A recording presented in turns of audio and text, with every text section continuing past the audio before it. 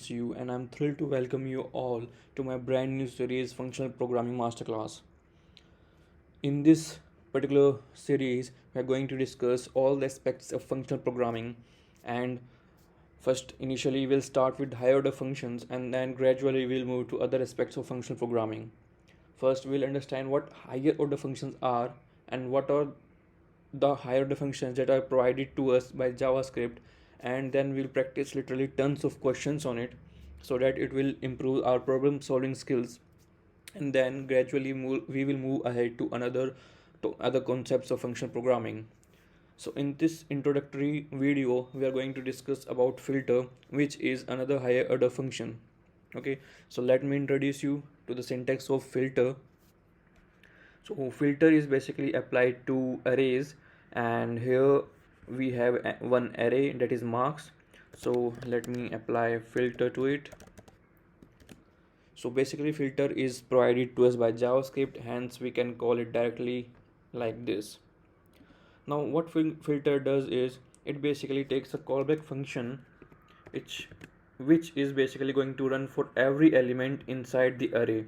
So in this case, this particular callback function will run for every element inside this array, which is for every mark. Okay, so inside this callback function I can pass the mark, which is the individual mark, and we need to pass it because we need to check basically that if this particular element satisfy a given condition or not. Okay, so and now as you all know, with arrow functions we can remove the parenthesis if there is only one parameter that we are passing. And now here we need to write our test condition. So let us make a test condition.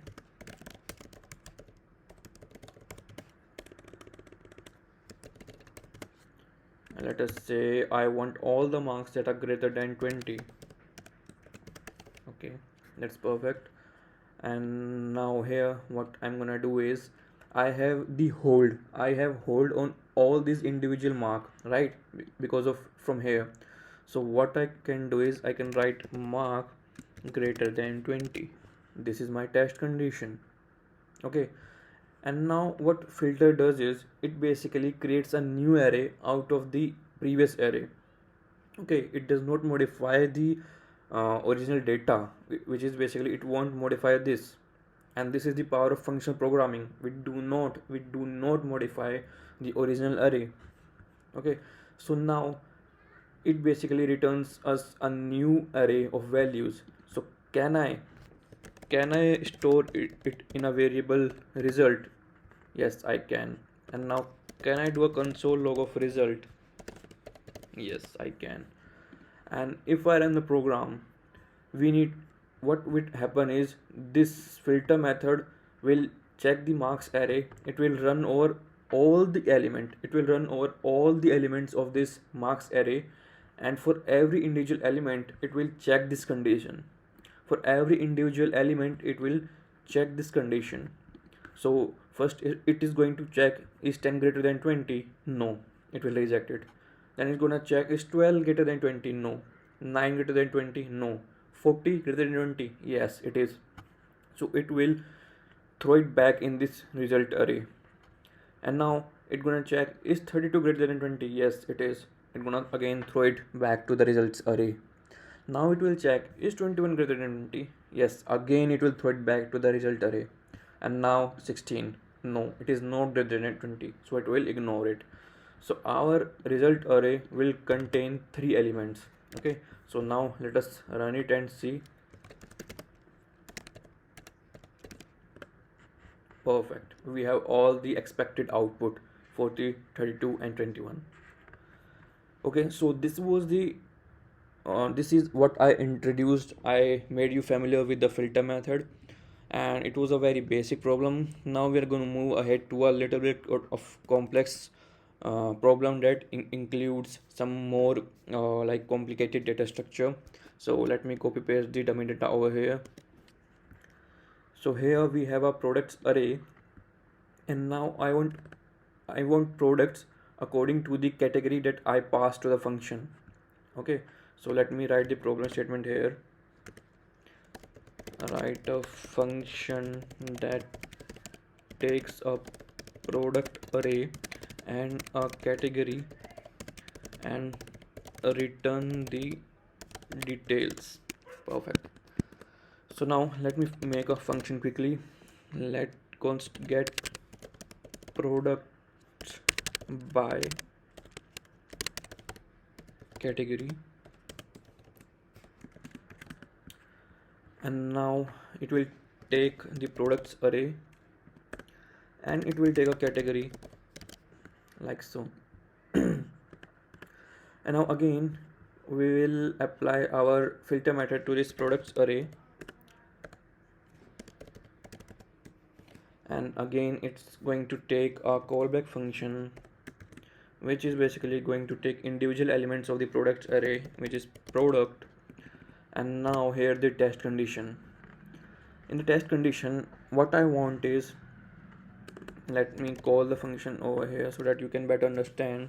So here we are passing the products array, and now I want all the product details of the category books.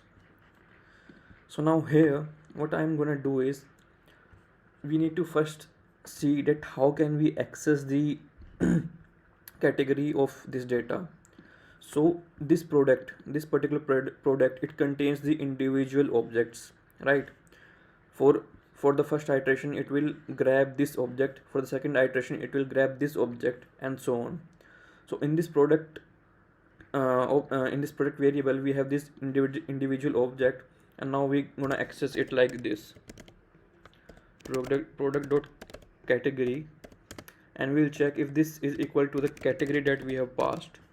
So we're gonna check if this is equal to the books category that we have passed over here, and if the categories of any of these individual items is equal to the books category, it will throw it into a array. Let me call it filtered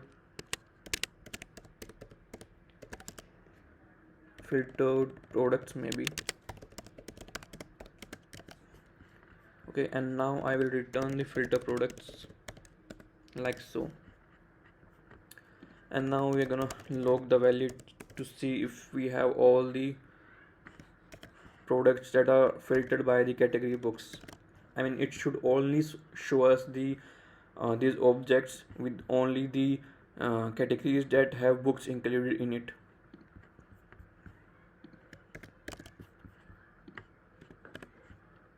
Okay, it's showing empty array.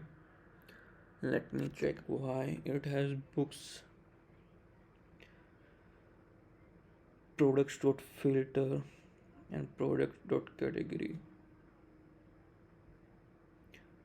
Product.category should be equal to the category.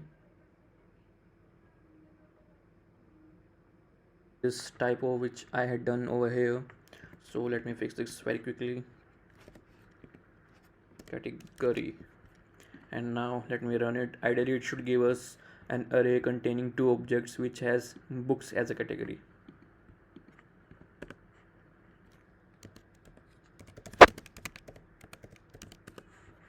Perfect. So here you can see we have used filter to produce the filter as per our need. We needed only those products that had a certain category assigned to them. Okay, so this is very useful in cases where you want to filter items out of an array. Okay, so I hope you like this video, and please do share liking and subscribing and sharing this video, and we're gonna learn more on this, and I assure you we are going to practice tons of questions on functional programming, and we are gonna develop our programming solving skills to another level. Thank you.